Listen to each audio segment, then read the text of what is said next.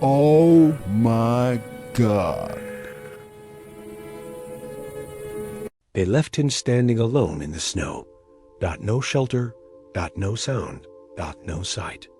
Just a blind old horse, tied to a broken fence, breathing slow as the winter wind cut through his coat like knives. Folks said he was finished, said he wasn't worth the hay, said the cold would do what time already had. But at sunrise, one farmer rode out expecting silence, and instead found something that made him stop dead in his tracks. The horse hadn't moved, but the ground around him told a story no one was ready for. HOOFPRINTS. Fresh. Protective. As the light crept over the frozen plains, the truth of what happened overnight began to settle in. And it wasn't just about survival. It was about loyalty, about instinct, about a bond so quiet, so powerful, that even the harshest Wild West winter couldn't break it. This isn't just a horse story, It's a reminder of what gets left behind and what still stands when everyone else walks away. If stories like this still stop you in your tracks, go ahead and hit like, subscribe, and share this ride with someone who believes the Wild West was built on heart as much as grit. This is MR Last Ride, where forgotten legends get one more run. Winter, the kind of winter old ranchers warned about, but rarely lived to describe twice. It rolled across the plains without asking permission, flattening the grass, hardening the dirt, and stealing warmth from anything foolish enough to stand still. By the time the first real snow fell, most folks along the range had already made their choices: what to save, what to sell, and what to leave behind. That was when the talk about the blind horse started. He'd once been a good-looking animal. Not flashy, not fast, but steady. The kind of horse that didn't spook at gunfire or balk at river crossings. Years back, men trusted him with long drives and longer nights. But time is a cruel hand on the range. His eyes clouded first, then his steps slowed, and eventually he stopped being useful in the only way people around here measured worth. No one remembered exactly when he lost his sight. Some said it happened gradually, like dusk settling over the land. Others swore it was sudden one bad infection, one missed sign. Either way, by the time winter showed its teeth, the horse could no longer see the fence posts, the barn doors, or the faces of the people who passed him by. And that's when people began calling him a problem. Hay was expensive that year. Water froze fast. Every extra mouth mattered. Ranchers gathered in low voices, hands tucked into coats, eyes narrowed against the wind. They didn't speak cruelly, not outright. They spoke practically. That was always worse. He ain't gonna make it through the winter anyway. He can't work, can't see. What's the point? Nature'll take care of it. Those words had weight out here. They were how people justified hard choices. The Wild West wasn't built on softness. It was built on survival. And survival had a way of sanding down compassion until only the sharp edges remained. So one evening, just as the sky turned the color of cold iron, they led the blind horse away from the main barn. No ceremony, no anger, just quiet movements and the sound of leather creaking in the frost. They tied him to an old fence line near the far edge of the property, one that barely blocked the wind and offered no real shelter. Horse stood there patiently, head low, breath puffing white into the air. He didn't pull at the rope, didn't whinny. He'd learned long ago that resistance rarely changed outcomes. Snow began to fall not long after. Thick flakes at first, gentle, almost forgiving. But the wind followed, and with it came the real cold. The kind that seeps into bone and memory. The kind that makes even seasoned animals restless. The blind horse couldn't see the storm coming. He felt it instead, the pressure change, the drop in temperature, the way the world suddenly sounded sharper winged scraping fence wire, snow hissing across frozen ground. He shifted his weight, stamped once, then stilled again. Somewhere in the distance, coyotes cried, not close enough to matter yet, but near enough to remind the land who truly owned the night. The horse turned his head toward the sound, ears twitching, nostrils flaring. Instinct never leaves completely. It just waits as the hours passed. The storm worsened. Snow piled against his legs. Ice formed along his mane. The rope stiffened. Still, he stayed upright, swaying slightly as the wind pushed against his side. Lying down in that cold could be a death sentence. Standing was painful, but safer. No one came to check on him. Back at the ranch houses, lanterns burned low. Doors were shut tight. People told themselves what they needed to hear, that it was mercy, that the horse had lived his life, that nature had its own order. But nature, as it turned out, had other plans. Long before sunrise, while the world was still locked in darkness, something moved along the tree line. Slow, careful, hooves pressing into snow already half hardened by the cold. The sound was faint, nearly lost to the wind, but it was there. The blind horse heard it. His head lifted. Ears pricked forward. His body tensed, not in fear, but awareness. He breathed in deeply, sorting scents the way only animals can. Snow, ice, old wood. And something else. Another horse. The presence drew closer, then stopped just short of the fence line. There was no whinny, no sudden movement, only quiet understanding, the kind built over seasons, not moments. The blind horse shifted again, uncertain. The rope tugged gently at his neck. He exhaled slowly. The storm raged on. When dawn finally arrived, it did so reluctantly. The sky lightened inch by inch, as if even the sun wasn't sure it wanted to face what the night had done. The wind eased, but the cold held firm. That was when the farmer saddled up. He wasn't a young man anymore. His joints complained as much as his horses did. But something had kept him awake most of the night, an unease he couldn't shake. Call it instinct, call it guilt. Either way, he pulled on his coat, stepped into the frozen morning, and mounted his horse without saying a word. The ride-out was quiet. Snow crunched under hooves. Fence posts passed like sentinels. As he neared the far edge of the property, he prepared himself for what he expected to see. A still shape, a body half buried in snow, an ending he could explain away. Instead, he pulled his reins so hard his horse snorted in surprise. The blind horse was still standing. Frost clung thick to his coat. Ice hung from his mane like glass. But he was upright, breathing, alive, and the ground around him, the ground told a story. Hoofprints circled the blind horse. Dozens of them, fresh, purposeful, packed down from hours of movement. Another horse had stayed, walked, guarded, blocked the wind. The farmer sat frozen in his saddle, staring. Whatever happened that night wasn't an accident, and it wasn't over yet. The farmer didn't move for a long moment. He just sat there, reins loose in his hands, breath rising in slow clouds as his eyes followed the marks in the snow. They weren't random. Anyone who'd spent time around horses could see that right away. These weren't the scattered prints of panic or confusion.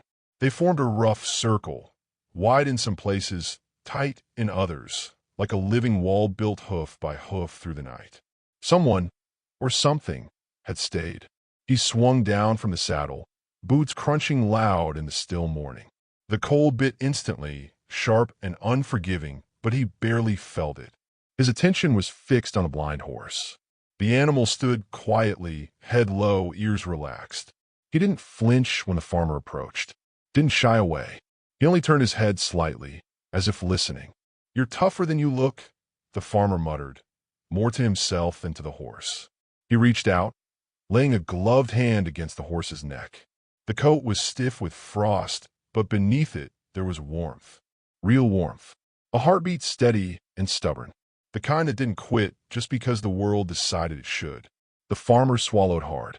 He followed the hoof prints with his eyes, tracing them back toward the tree line. They led there again and again, overlapping, packed tight. Whoever the other horse was, it hadn't wandered off. It had stayed close. Close enough to block the wind. Close enough to share heat. Close enough to care. Out here, horses didn't do that without reason. The farmer straightened slowly, scanning the open land. "All right," he said quietly. "Where'd you go?" As if on cue, movement flickered near the trees. A horse stepped forward, cautious but calm. Chestnut-colored, broad-shouldered, with a scar along its flank that marked years of hard work. The farmer recognized him instantly. This was Ranger, one of his oldest working horses. Not young anymore, not fast, but dependable in a way you couldn't teach. Ranger stopped several yards away, snow clinging to his legs. He lowered his head, blowing softly through his nostrils, then looked toward the blind horse. No fear, no tension, just familiarity. The farmer felt something tighten in his chest. "You stayed," he said, his voice barely above a whisper. Ranger flicked an ear, as if that settled the matter. The truth landed slowly, but when it did, it carried weight. Ranger had left his stall some time in the night, had pushed past the gate, likely nudged open by instinct and habit. He'd crossed the frozen pasture alone, through the storm, guided by memory instead of sight. Because Ranger remembered. Years ago, when Ranger was young and green, it was the blind horse, back when he could still see, who had steadied him on his first long drive, who had walked beside him through river crossings and thunder, never rushing, never snapping. Horses don't forget things like that. The farmer rubbed his jaw, eyes stinging, not from the cold. People like to believe animals were simple, that they reacted, not remembered, that they survived, not chose. But standing there in the hush of a winter morning, that belief felt thin. The blind horse shifted slightly, snow cracking under his hooves. Ranger stepped closer without hesitation, positioning himself between the blind horse and the open field, blocking what little wind remained. Same place as the night before. Same quiet guard. The farmer exhaled slowly. "Guess that settles it." He moved quickly then, untying the rope, working warmth back in his stiff fingers. The blind horse didn't resist. He followed the farmer's voice, step by careful step, trusting without question.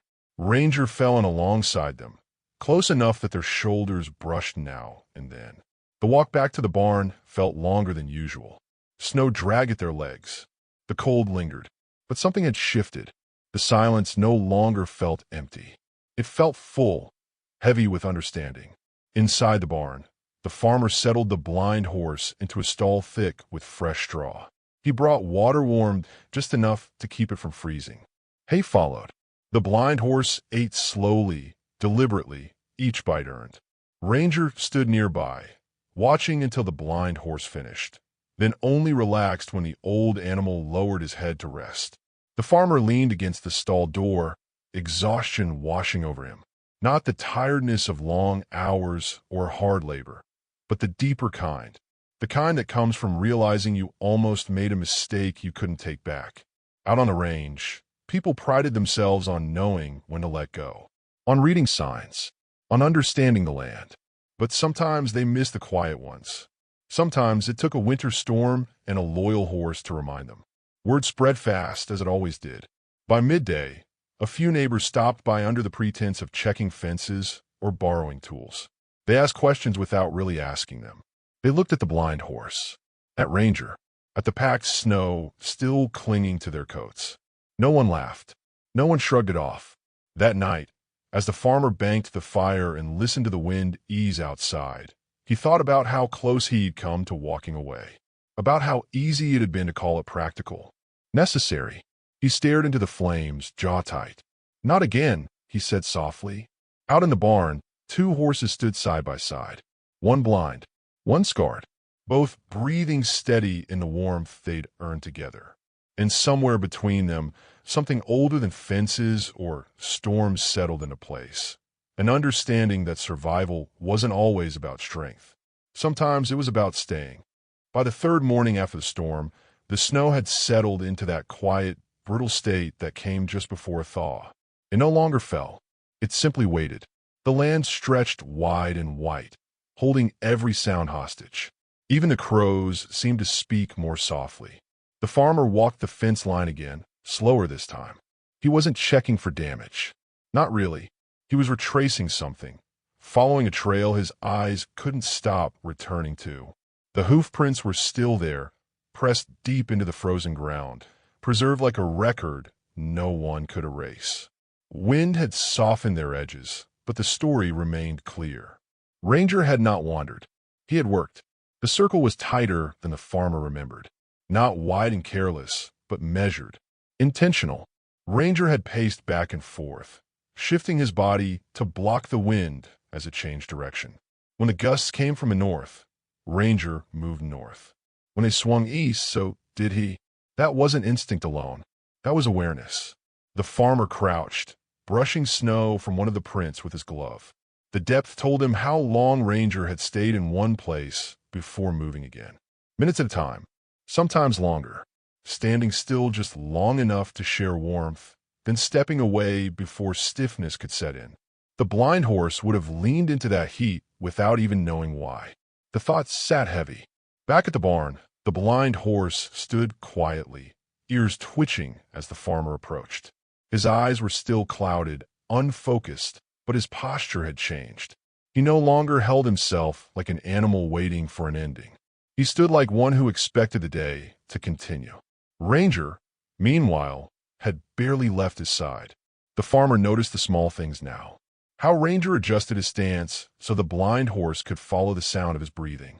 How he nudged the water bucket closer when it slid too far away. How he stepped first when entering narrow spaces, slowing his pace just enough for the other to match. Horses weren't supposed to think like that. At least, that's what people said. But people also used to think the land was empty until someone claimed it. That storms were random. That survival was a solo act. They were wrong about a lot of things. That afternoon, the farmer was joined by an older neighbor, a man whose beard was as weathered as the fence posts. He leaned on the stall door, eyes narrowed as he watched the two horses. "Well, the neighbor said quietly. "You see it too," the farmer replied. The neighbor nodded. "Seen something like this once. Long time ago. 2 mules during a blizzard. One went down. Other stayed until spring. Did the mule live?" The neighbor smiled faintly. "Long enough." They stood in silence, the kind that didn't need filling. Out on the range, stories didn't carry weight unless they were earned. And this one was earning it fast. Folks started stopping by not out of curiosity, but respect. They brought apples. Extra hay. One woman left a thick blanket folded neatly over the stall rail without saying a word. No one suggested letting the blind horse go anymore. Because the truth had settled in. This horse was not alone. The farmer found himself thinking back to smaller moments he'd dismissed at the time. How Ranger had always gravitated toward the blind horse even before the storm. How he'd waited when others grew impatient. How he'd stayed behind after long rides, standing close while the old horse drank. Signs had been there all along. People just hadn't been looking. One evening, as the sun dipped low and painted the snow gold, the farmer led both horses out into the open paddock. Carefully, slowly, the blind horse followed Ranger's steps, trusting the sound of hooves ahead of him. They stopped near the same fence line where everything had nearly ended. The blind horse lowered his head, sniffing the air. His ears turned toward Ranger, toward the land, toward the quiet. The farmer watched as Ranger shifted position again, instinctively blocking the breeze as the temperature dropped with the fading light. Same movement, same purpose. Nothing dramatic happened. And somehow, that was the most powerful part. No one cheered. No music swelled. Just 2 horses standing against the cold together, as they had the night before and the night before that. The farmer rested his hands on the fence rail, breath steady. He realized then that what he'd witnessed wasn't a miracle in the way people liked to tell them. There was no sudden healing, no impossible reversal. This was something older. This was loyalty without language, memory without sight, care without expectation of reward. The Wild West was full of legends about men, gunfighters, outlaws, ranchers who bent the land to their will. But standing there, watching the snow darken under the coming night, the farmer understood something most stories missed. Some legends never carried saddle. They stood quietly in the cold, doing the work no one asked them to do, simply because they remembered who had once done it for them. As the stars began to appear, the farmer turned back toward the house, leaving the gate open. Ranger glanced after him once, then returned his attention to the blind horse. The night settled in, but this time, no one was alone. Winter loosened its grip slowly, the way it always did, reluctant, stubborn, unwilling to admit defeat. Snow still lined the fence posts, and ice clung to the shaded ground. But the sun now carried a hint of warmth. Not enough to melt everything, just enough to remind the land that change was possible. The farmer felt that change too. It showed up in small ways at first. He lingered longer in the barn, spoke more softly, moved with patience he hadn't known he'd lost. Watching the blind horse, and Ranger had done something to him. Something quiet but lasting. The blind horse was no longer just surviving. Each morning, when the barn door creaked open, his ears lifted before the farmer spoke. He recognized footsteps now, counted them. The rhythm mattered. And when Ranger shifted nearby, the blind horse leaned slightly in that direction, reassured by presence more than sight. The farmer noticed how Ranger never strayed far. Even when feed time came, he ate fast, then returned. When the blind horse drank, Ranger stood angled just right, blocking any jostle from the younger horses. It wasn't aggression. It was guardianship. No one had taught him that. One afternoon, a younger ranch hand watched from the doorway, arms crossed. "Reckon he knows the other one's blind?" the boy asked. The farmer didn't answer right away. He watched Ranger guide the blind horse around a patch of uneven ground, slowing just enough so the other could feel the change beneath his hooves. Then he said, "I reckon he knows more than we do." The boy nodded, as if that made sense. Word continued to spread beyond the immediate neighbors. Travelers passing through asked about the blind horse they'd heard of, the one who survived the storm, the one who wasn't abandoned after all. People liked the story.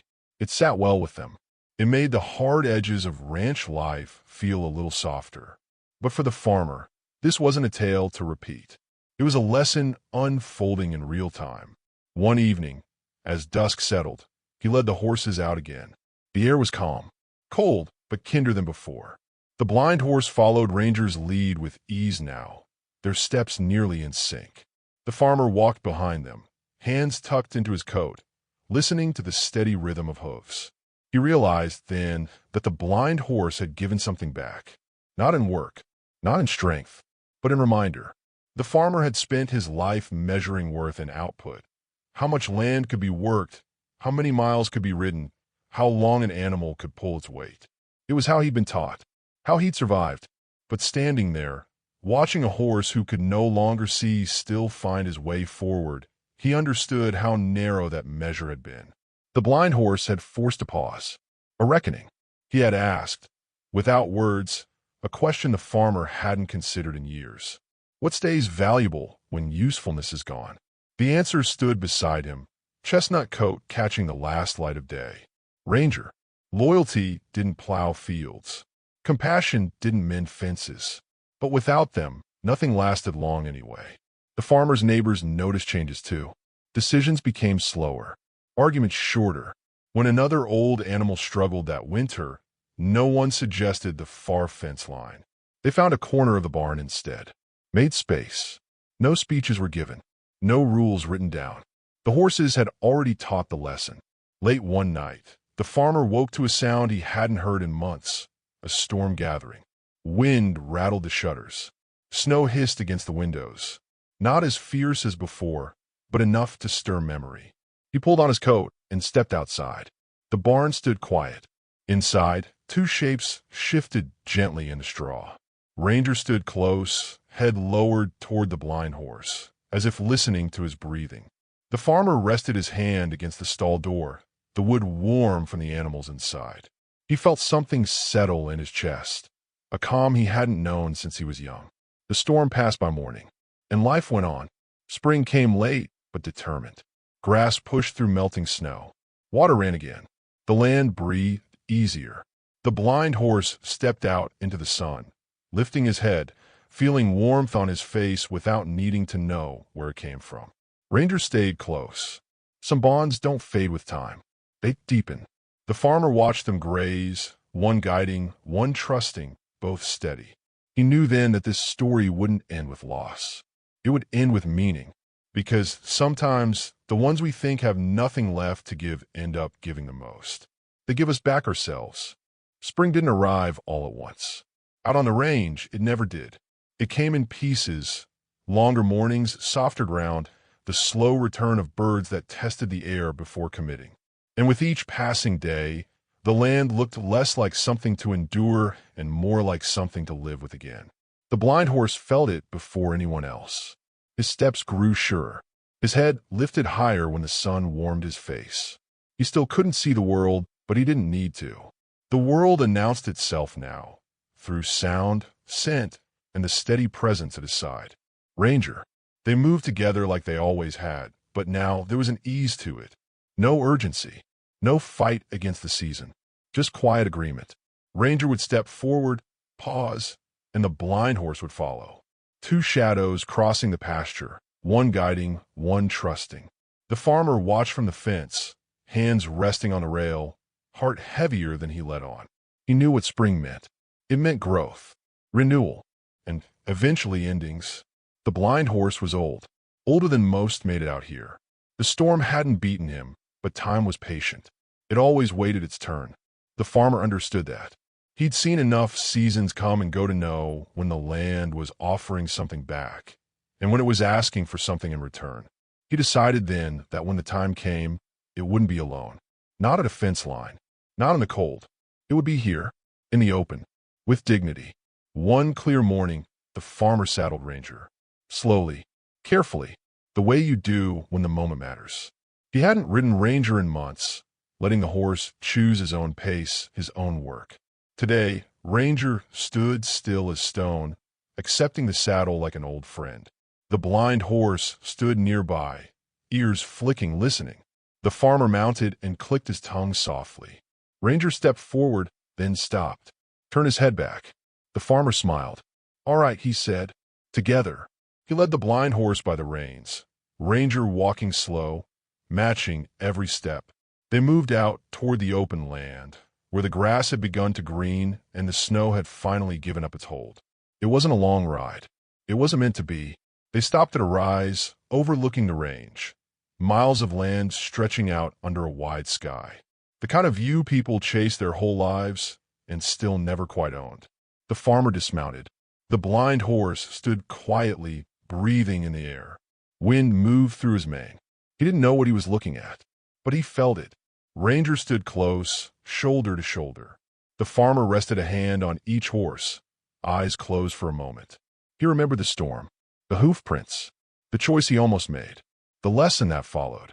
Out here, people talked a lot about last rides, about final moments.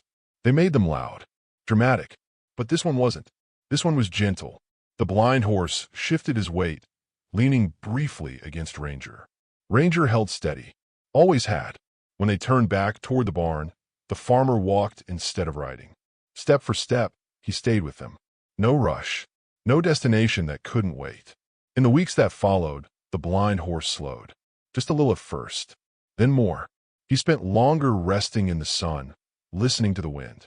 Ranger stayed with him through it all, standing watch, sharing warmth, offering presence when nothing else was needed. One morning, the farmer found them as he always did, side by side. But this time, the blind horse did not lift his head. There was no struggle, no sign of fear, just stillness, the kind that comes after a life fully lived. Ranger stood over him, head low, breath steady, unwilling to move until the farmer approached. The farmer removed his hat. He didn't speak. He didn't need to. They buried the blind horse on the rise where the sun hit first in the morning. Ranger watched the whole time, quiet, dignified, as if he understood the importance of the place. Afterward, Ranger returned to the pasture alone for the first time. But he wasn't empty. Some bonds don't end. They change shape. Years later, long after Ranger himself was gone, people still told the story. Not because it was sad, but because it was true. In a land that demanded toughness, two horses chose kindness. In a season that took everything, one stayed. And a farmer learned that the last ride that mattered wasn't the loudest or the longest. It was the one where no one was left behind.